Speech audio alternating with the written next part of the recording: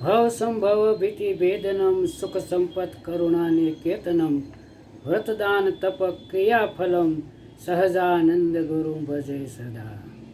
સ્વામિનારાયણ ભગવાનની જય, લક્ષ્મી નારાયણ દેવની જય, નર નારાયણ દેવની જય. પરમ પૂજ્ય ધર્મ ધુરંધર 1008 આચાર્ય શ્રી અજેન્દ્ર પ્રસાદજી મહારાજની જય.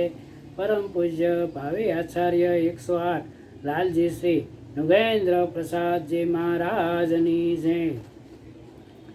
હમણાં એક વિડીયો ફરતો થયો છે, જેમાં અમુક કહેવાતા સાધુઓની રઘુવીર વાળી આંખની અંદર જેમ કણું ખટકે એમ કણાની જેમ ખટકે છે.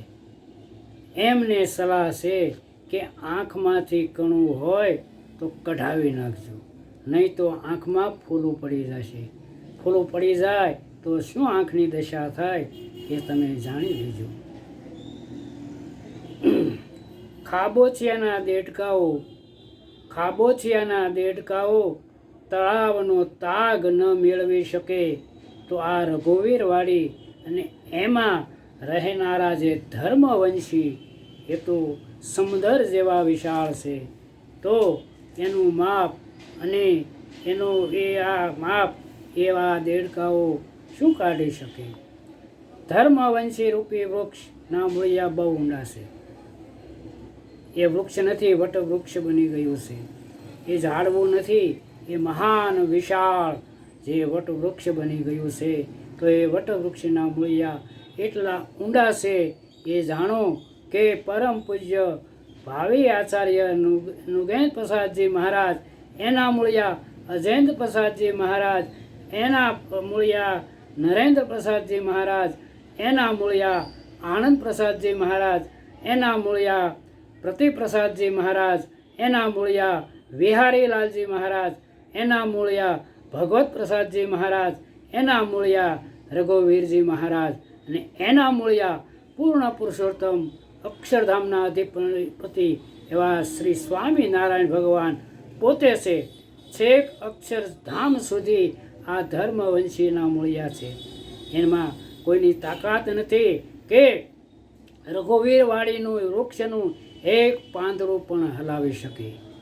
હા, ધર્મવંશી વટવૃક્ષ એટલું ફેલાયું છે કે એની વિશાળ ઘટાદાર છાયામાં જે કોઈ આવે ને એ સીધા અક્ષરધામમાં પહોંચી જાય, એમાં કોઈ સંશય નથી.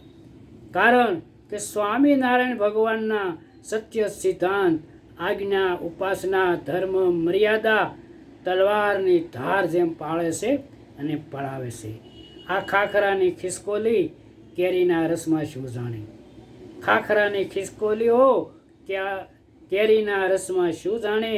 તરપખડાના હોલાઓ આંબાના વનને શું જાણે?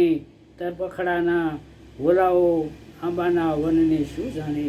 માટે જે રઘુવીરવાળી જેને ખટકે છે તો એણે પોતે પોતાનો ઈલાજ કરી લેવો. કારણ કે આ તો આચાર્ય પરંપરાના જે આચાર્ય છે એની વાડી છે. આ એના બાપ દાદાની વાડી છે. આ આચાર્ય શ્રી જે આચાર્ય મહારાજ છે એના પિતા, એના પિતા, એના પિતા, આ એના બાપ દાદાની વાડી છે. એને વારસાઈની વાડી છે.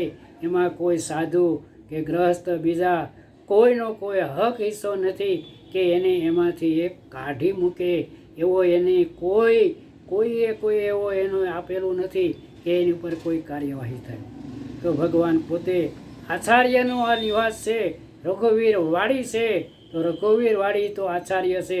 એ આચાર્ય મહારાજ સહી કરીને ગયા, એ આચાર્ય એની થકી ભાઈ આવ્યા, એ આચાર્યને સહી કરી ગયા. એમ આચાર્ય થકી જે આચાર્યની પદવીને પામ્યા છે એ આચાર્ય આ રઘુવીર વાડીના અધિકારી છે, એના માલિક પોતે છે. એમાં કોઈ સાધુ, બ્રહ્મચારી, પાળા કે સત્સંગી કોઈનો અધિકાર નથી. પોતે એના માલિક છે એવું ભગવાન સ્વામિનારાયણે દેશ વિભાગના લેખમાં લખી અને પોતે ગયા છે. મોટા મોટા નંદ સંતો, હરિભક્તો એમાં સહી શીખાશે અને સૌ કોઈ હરિભક્તો, આ સ્વામિનારાયણ સત્સંગના સત્સંગીઓ, તમે સૌ આ વાંચી જો દેશ વિભાગનો લેખ તો સમજાશે કે રઘુવીરવાડી કોને છે, કોણ એમાં રહી શકે. તો એ આ રઘુવીરવાડીનું કોઈ નામ લેશે તો એ ભગવાન સ્વામિનારાયણના ગુનેગાર ગણાઈ જશે. રઘુવીરવાડી એ તો ભગવાન સ્વામિનારાયણનું મોક્ષરૂપી સદાવ્રતનું આ સ્થાન છે. જે ધર્મવંશીને દ્વારે જશે એ એનું મોક્ષ થઈ જશે. તે પ્રેમાનંદ સ્વામી કહે છે ને કે જેને જોઈએ તે આવો મોક્ષ માગવા રે લોલ. આજ ધર્મવંશીને દ્વાર, આ ધર્મવંશીનું દ્વાર છે. તો એ દ્વારની અંદર જે કોઈ કોળી નજર નાખશે એ એની આંખથી જશે. માટે જે ચિંતન કરશે એનું ચિત્ત ડોળાઈ જશે. એની કોઈ મનોવૃત્તિ હશે તો એની મૃત્યુવૃત્તિ વટાઈ જશે. જે સાધુ કે કોઈ હશે તો એને સાધુતાનો યોગ, સાધુતામાં જે હશે એ સાધુતા નહીં રહે. એમાં અભક્તપણું આવશે, એમાં ભક્તિમાં ખામી આવશે.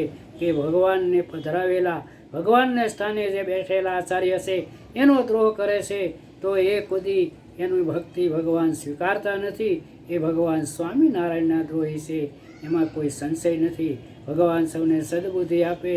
જે રઘુવીરવાડીમાં રહેનારા જે આચાર્ય, જે અજેન્દ્ર પ્રસાદજી મહારાજ, મુગેન્દ્ર પ્રસાદજી મહારાજ, એ જ સ્વામિનારાયણ સંપ્રદાય વડતાલ દેશના લક્ષ્મીનારાયણ દેવદેશ ગાદીના આચાર્ય છે ને છે, હતા, છે અને રહેશે.